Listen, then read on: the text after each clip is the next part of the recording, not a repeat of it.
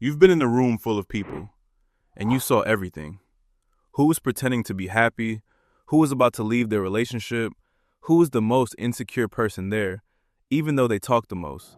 You saw it all, and you said absolutely nothing. Most people would call that being shy, or antisocial, or just quiet. But that's not what's happening. The people who notice everything aren't quiet because they have nothing to say. They're quiet because they're processing more than anyone around them realizes. Every conversation has three layers for them: what's being said, what's not being said, and what someone actually means. That's exhausting. Not because they're weak, because their mind never stops working. People assume silence means emptiness, but here's what nobody tells you. Silence is sometimes the loudest sign of intelligence in the room. But that's not even the real reason they go quiet. There's something happening in the brain that most people never find out about. Psychologists who study this have found something uncomfortable. The people who are most aware of others are often the least understood themselves. There's a reason for that. When your brain is at rest, not doing anything specific, it doesn't actually rest. It runs a system called the default mode network.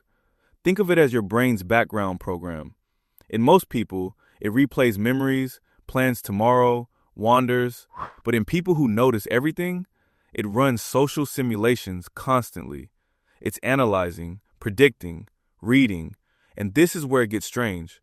The more your brain processes other people, their emotions, their intentions, their unspoken words, the harder it becomes to speak casually, because nothing feels casual anymore. Small talk feels dishonest.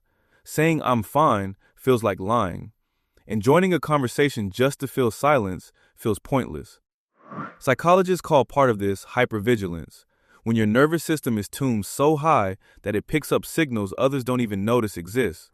It's not a disorder, it's a setting. One that was probably useful at some point in your life.